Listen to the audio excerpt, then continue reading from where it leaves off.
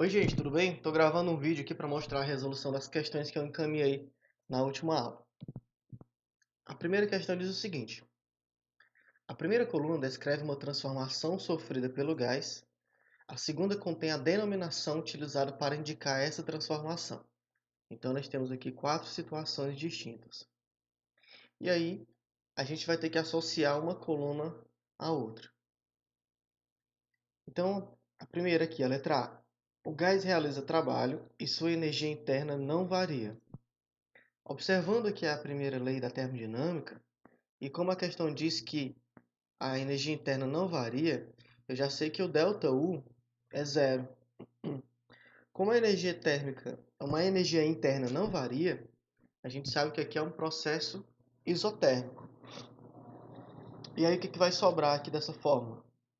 Se o ΔU é igual a zero, então a quantidade de calor recebida vai ser utilizada para a realização de trabalho. Logo, nós temos uma expansão isotérmica. O gás vai utilizar esse calor recebido para realizar trabalho. A próxima diz o seguinte: o gás tem sua energia interna aumentada e não troca calor, não troca trabalho, aliás, com o meio externo. Então vamos analisar aqui a situação. Se ele não troca trabalho, ele não aumenta o volume, nem aumenta e não diminui, ou seja, não existe compressão nem expansão. Logo, se o volume permanece constante, nós temos um processo isovolumétrico. No processo isovolumétrico, trabalho é igual a zero. E aí, observando novamente aqui a primeira lei da termodinâmica, se o trabalho é igual a zero, a quantidade de calor vai ser utilizada para variar a energia interna do gás. Ou seja, a quantidade de calor que vai ser recebida ou cedida vai ser utilizada para variar a energia interna do gás. Então, o que nós temos aqui? Se a energia interna do gás aumenta, a gente tem um aquecimento isométrico. Tudo bem? Vamos lá para a próxima, letra C. O gás não troca calor com o meio externo, mas sua temperatura aumenta. Então vamos lá. Se o gás não troca calor com o meio externo, a gente está diante de uma situação adiabática, diante de um processo adiabático. Então, o Q, quantidade de calor, é igual a zero. O gás não recebe e não cede calor para o meio ambiente. Analisando aqui a primeira lei da termodinâmica, a gente vê que Q é igual a zero. E aí, se eu colocar a letra tal aqui para o segundo membro, a gente vê que a variação da energia interna é igual a menos trabalho. Ou seja, se a energia interna aumenta, o gás tem o seu volume diminuído, ele é comprimido. Se a energia térmica diminui, o gás se expandiu. E o que acontece aqui? A questão fala que a temperatura aumenta. Se a temperatura aumenta, então o trabalho vai ser negativo. Se o ΔU é positivo, o trabalho é negativo. Quando a gente tem um trabalho negativo, era uma situação de compressão. Nesse caso aqui, uma compressão adiabática, porque a quantidade de calor é igual a zero. O gás não recebe e não cede calor. A próxima diz o seguinte: o gás recebe trabalho e sua energia interna não varia. Bom, se a energia interna não varia, ΔU é igual a zero. E aí a gente tem um processo isotérmico, porque se não há variação da energia interna, não há variação de temperatura, logo o processo é isotérmico. Outra coisa, a questão fala que o gás recebe trabalho, ou seja, o trabalho é feito sobre o gás. E aí das nossas aulas nós vimos que quando o gás sofre trabalho, o volume diminui e o trabalho é menor que zero, o trabalho é negativo. Portanto, aqui nós temos uma compressão isotérmica. Logo, a alternativa correta, letra C. Questão 12. Um gás perfeito sofre uma expansão isobárica sob pressão de 5 newtons por metro quadrado. Seu volume aumenta de 0,20 metros cúbicos para 0,6 metros cúbicos. E a questão pergunta: qual foi a variação de energia interna do gás se durante a expansão ele recebeu 5 joules de calor. Então nós vamos ver aqui alguma coisa. Primeiro, nós vamos calcular o trabalho realizado pelo gás. Como é que calcula o trabalho? Multiplicando a pressão, nesse caso, trabalho realizado em uma expansão isobárica, pressão constante. Então a gente vai multiplicar a pressão pela variação de volume. O que é variação de volume? É o volume final menos o inicial. Então nós temos aqui a pressão é 5 Newton por metros quadrados, que é a mesma coisa que Pascal.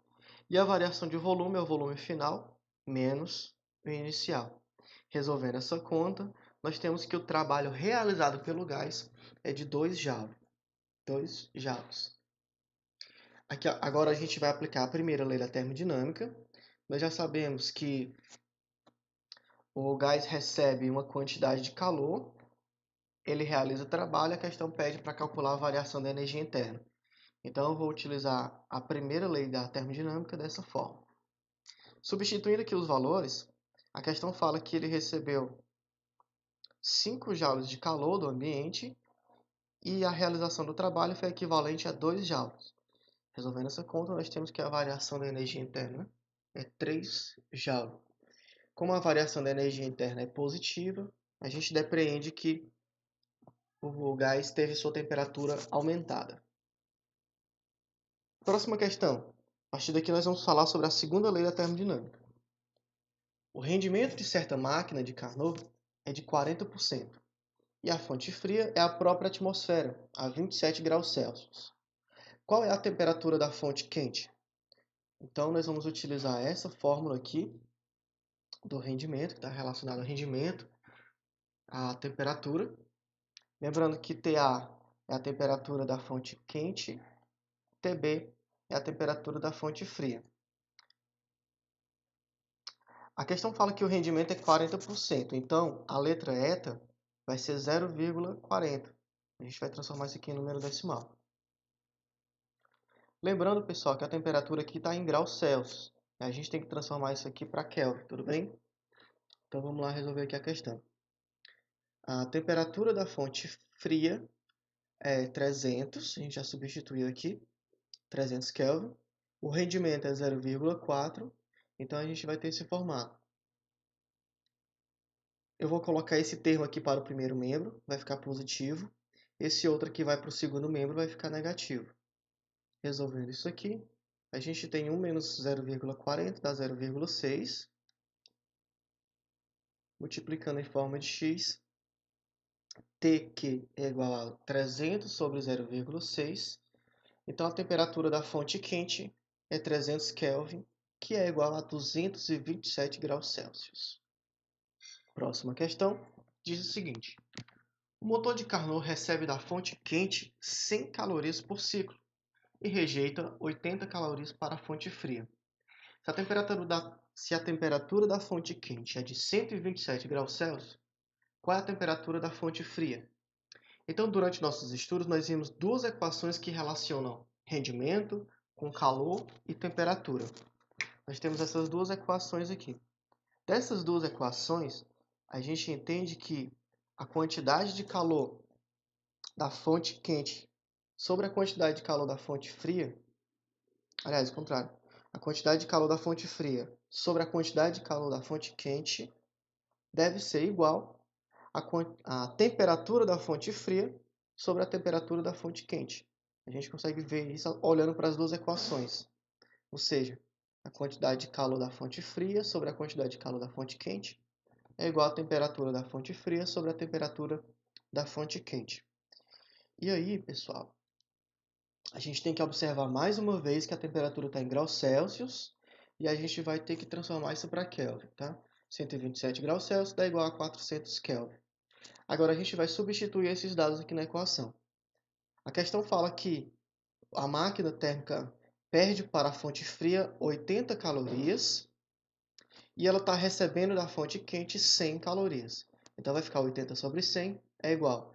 A temperatura da fonte fria é o que a gente vai descobrir e a temperatura da fonte quente é 400 Kelvin.